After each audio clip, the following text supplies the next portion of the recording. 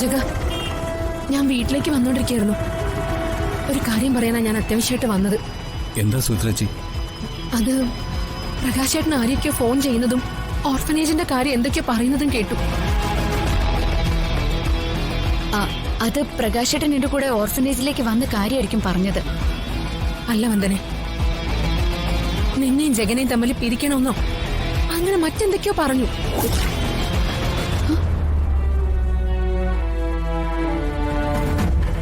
എനിക്കെന്തോ പേടി തോന്നുന്നു. ഇതിലെന്തോ ചതി നടന്നിട്ടുണ്ട്. എനിക്കും അങ്ങനെ തന്നെയാ തോന്നുന്നത്. വന്ദന, എന്തായാലും ഇത്രയൊക്കെ ആയില്ലേ? വാ, നമുക്ക് ആ ഓർഫനേജ് വരെ ഒന്ന് പോയിട്ട് വരാം. അതാ നല്ലതെന്ന് തോന്നുന്നു. സുചിത്രേച്ചും കൂടെ വാ.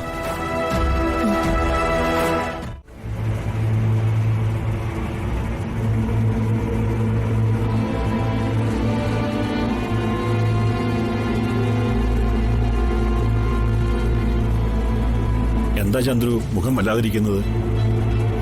ഒന്നുമില്ല മാധവേട്ട. ഓ, ആ ജ്യോത്സ്യം പറഞ്ഞ കാര്യങ്ങൾ ഓർത്തിട്ടാവുമല്ലേ? ചില ജ്യോത്സ്യന്മാര് പറഞ്ഞ അച്ചട്ട.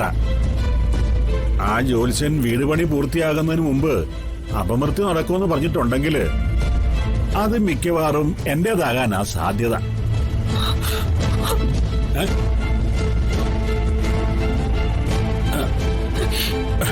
വേണ്ട മാധവേട്ട, അടുത്തതൊന്നും പറയല്ലേ. എന്റെ മാധവേട്ടന് ദൈവം ഒരു ആപത്തും വരുത്തില്ല. എന്റെ ചന്ദ്രു, നോക്ക്, ഇനി ഒരു പക്ഷേ ദൈവം സാക്ഷാൽ കാലന് കയറും കൊടുത്ത് വിട്ടാൽ പോലും എന്റെ ചന്ദ്രുവിനെ ഒറ്റയ്ക്കാക്കിയിട്ട് വരാൻ സൗകര്യമില്ലെന്ന് ഞാൻ പറയും.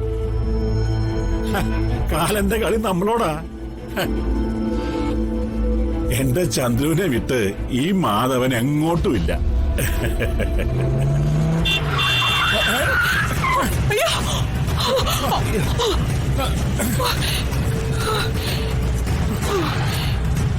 ഞാൻ വിചാരിച്ച എല്ലാം തീർന്നെന്ന്. എന്തേലും പറ്റിയോ സാറേ?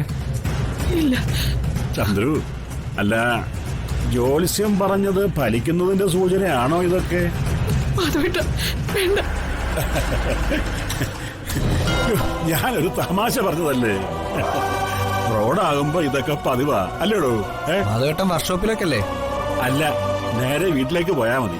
ആ ശരി. അതെന്താ മാധവേട്ടൻ വർക്ക്ഷോപ്പിലേക്ക് പോന്നു പറഞ്ഞിട്ട് ഇപ്പൊ തീരുമാനം മാറ്റിയോ?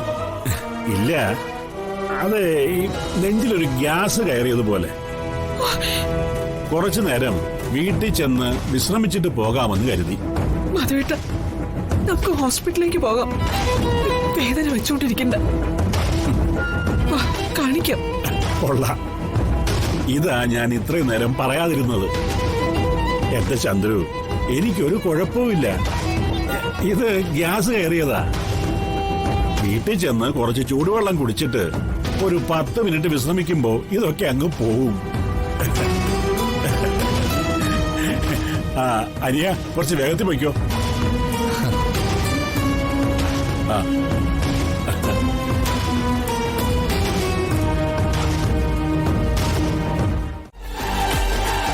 ആൾമാറാട്ടം വലിയ കുറ്റമാണ്. കൂട്ടു നിൽക്കുന്നവരും കുടുങ്ങും.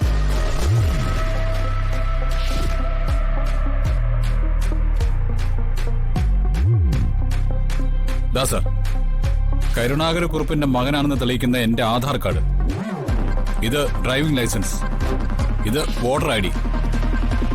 ഇനി താങ്കൾക്ക് എന്ത് തെളിവാ വേണ്ടത്? ഇതിൽ മുഴുവൻ എന്റെ അച്ഛൻ കരുണാകരക്കുറുപ്പാണെന്ന് പ്രിന്റ് ചെയ്ത് വെച്ചിട്ടുണ്ട്. ഇനി ഇയാളുടെ ആധാർ കാർഡ് ഒന്ന് ചോദിക്കണം സാർ. ഇയാൾ എന്നെ പറ്റിക്കായിരുന്നു. പക്ഷേ ഞാൻ കുറുപ്പ് സാറിനെ വിളിച്ചപ്പോ വിളിക്കും. ഞാനാണെന്ന് കരുതി അച്ഛൻ ചിലപ്പോ സമ്മതിച്ചെന്ന് വരും. ഇതേ ഈ ചേച്ചിയുടെ ഭർത്താവാ, പ്രകാശൻ. ഈ ശാപമൊക്കെ കൂടി എങ്ങനെ അനുഭവിച്ചു തീർക്കും നിങ്ങള്? ഒരു ശാപവും എനിക്ക് കിട്ടില്ലടി. തന്തയും തള്ളയില്ലാത്ത കുട്ടികൾ വളരേണ്ടതേ അനാഥാലയത്തിൽ തന്നെയാ. നാളെ ഇവൾക്കൊരു കൊച്ചുണ്ടാവുമ്പോ താനേ മനസ്സിലാവും ഈ പ്രകാശം ചെയ്തതാണ് ശരിയെന്ന്.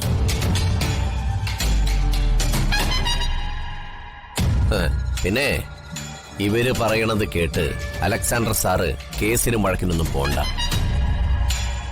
അനാഥ കുട്ടിയെയാണ് ഞാനിവിടെ ചേർത്തത്. അതിനെ ഇനി ആരുടെ കൂടെയെങ്കിലും വിടണമെങ്കിൽ ഈ കുട്ടിയുമായിട്ട് ഇവർക്കുള്ള ബന്ധം രേഖാമൂലം തെളിയിച്ചിട്ട് വേണം. അല്ലെങ്കിൽ എല്ലാ പ്രൊസീജിയറും പാലിച്ചിട്ട് ഇവര് ദത്തെടുക്കട്ടെ.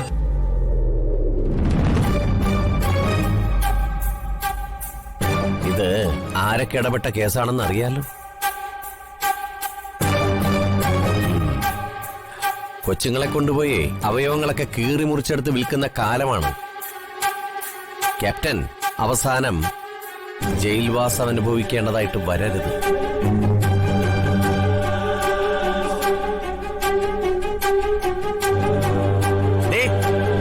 എഴുന്നേറ്റ് വീട്ടിൽ പോടി.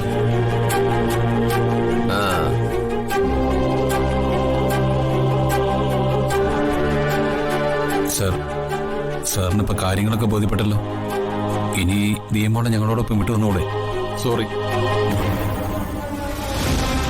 ഇവിടെ അഡ്മിഷനായ സ്ഥിതിക്ക് ഇനി കോടതിയുടെ ഉത്തരവ് വേണ്ടിവരും.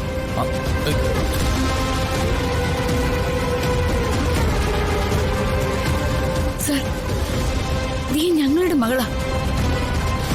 സർ, നിയമോളം കൊണ്ട് ഞങ്ങൾ പോകും. അതിനും കഴിയില്ല.